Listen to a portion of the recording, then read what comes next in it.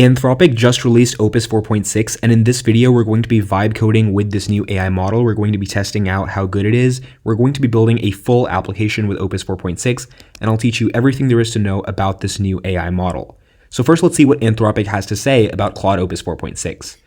Now, what they're saying is they've upgraded the smartest model. So previously, it was Opus 4.5, and the new Claude Opus 4.6 improves on its predecessor's coding skills. So the first thing that they're mentioning is that it's really good at coding. It can sustain agentic tasks for longer, it's better at financial analysis, research, creating documents, using documents, spreadsheets, presentations, you mention it, it has everything. In this video, we're going to test most of this out, we're going to see how it builds a great application, and we're going to see how it compares to other AI models. My name is Naman, I teach vibe coding and AI on this channel all the time, so I'd appreciate it if you could subscribe to stay updated. Let's get started. So now let's actually build a full application with Opus 4.6, and we're going to see if it's actually really that good. Now, previously we tested Opus 4.5 on this channel and it was great, so we have some really high expectations here. So the app that we're going to be building is a financial application. So what we do is we enter in a stock symbol of any company, and the application gives us the stock price, the live stock price, and a lot of other financial information about the company. So it's a very simple concept, but it requires a lot of thorough thinking to build, and that's why we're going to be using it to test. I've also used this same prompt to test a variety of different models, so we'll be able to see how good it is compared to other AI models. So I'm going to hit enter, and Opus 4.6 is now going to start building this application for me. Okay, so it has started coding in this file called app.py. The speed is pretty decent. All right, 174 lines of code in a couple of seconds. It's already built out the to-do list, so now it's going to build a front end, and it's going to keep on working. So now it's writing HTML, and what we're going to do is we're going to wait for it to build the entire application, then we're going to run it, and we're going to see how good it's working and how well the model performed. So let's just wait for Opus 4.6 to finish building our application, and then we'll test it out.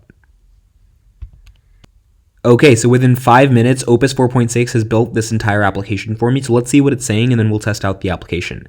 It's saying everything is working. Your stock tracker web app is live at this local host.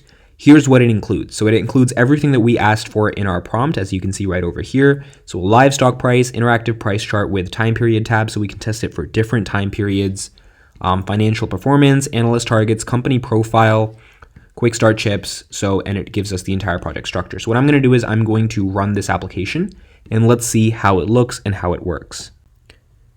All right, so now we're testing the app that Opus 4.6 has built for us. And what you can see is the app looks pretty decent. It has a graph, it has everything we need. And I typed in a stock symbol of NVIDIA, NVDA, and it's showing me the stock price of NVIDIA. And you can see that it's actually really accurate. It's working. So the application is working, and it's built exactly what we asked it to build. I can change the time period here to see how well the stock is doing for different time periods. And so that is great. So you can see it's performing well in the long term. I scroll down and I can see all sorts of other financial information about the company. So open, close, about the trading, about the valuation, about the dividends, about the financial performance. So everything that we asked for, everything that you want to know about the company is available here. We even have a summary over here. So computing infrastructure company provides graphics and compute networking solutions in the United States.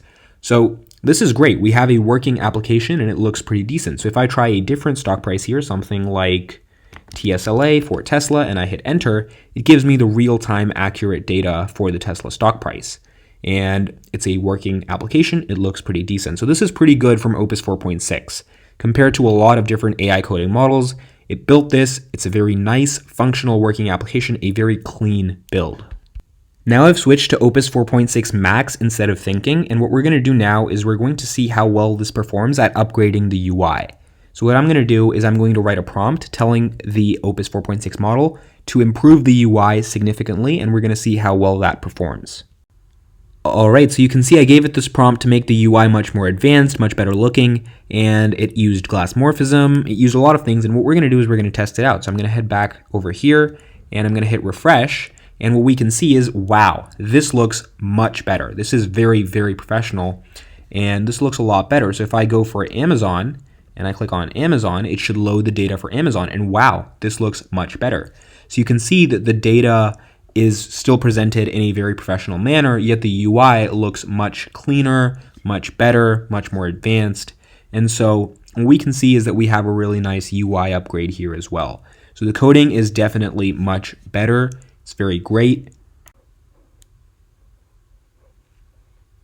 And so the real question is, how do we know how well this model performed? Well, in my experience with other AI models, within just 2 prompts, receiving an application that looks like this is not a really common thing.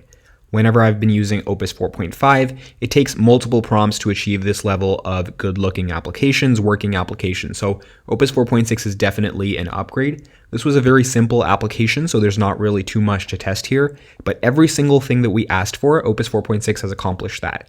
So if you try this out for longer context, you try this out for much better applications, you're going to see a lot of good performance. Anthropic claims that Opus 4.6 is much better at handling longer context. So if you upload a lot of documents, a lot of context, Opus 4.6 can handle that for a really long time without forgetting. So these are all things that you want to test by iterating again and again on your application. This is just a very simple prompt that I've given, but we can see that for that simple prompt, it is performing really, really well. So what's special about Opus 4.6 when it comes to coding? Well, one of the things is it prevents context rot. So context rot is basically when AI models' performance degrades as conversations exceed a certain number of tokens. So according to Anthropic, Opus 4.6 is much better at preventing that, and it's better at maintaining context over long conversations and long context. So that is one thing that I think would be very, very helpful if we can actually see that with this model. So we have our hopes high for that. And what we can also see is that it's much better at debugging. So root cause analysis, software failure diagnosis, it's much better than its predecessors. So Opus 4.5, Sonnet 4.5, Opus 4.6 is much better.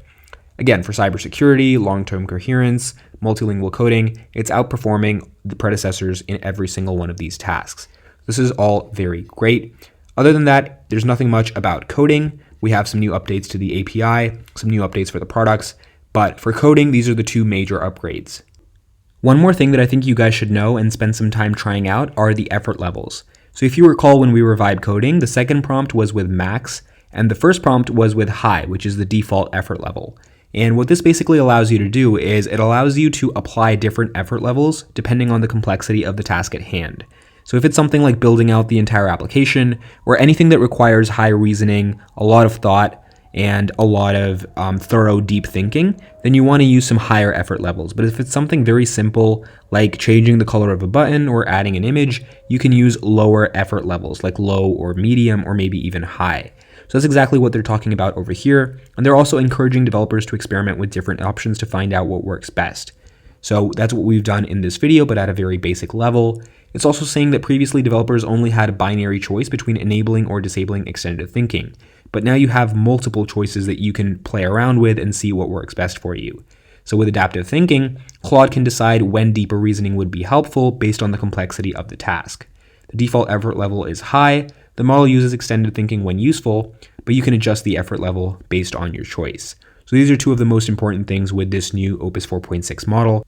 So yeah, that's pretty much it for this video. If you guys are interested in me building a much more complex application with Opus 4.6, let me know and I'll release a video on that. This is just to get you guys updated with the model, how good it is at building the first iteration of this application. It was pretty decent, pretty nice, much better than all its predecessors and most other models. So that's pretty great. Thanks for watching and peace.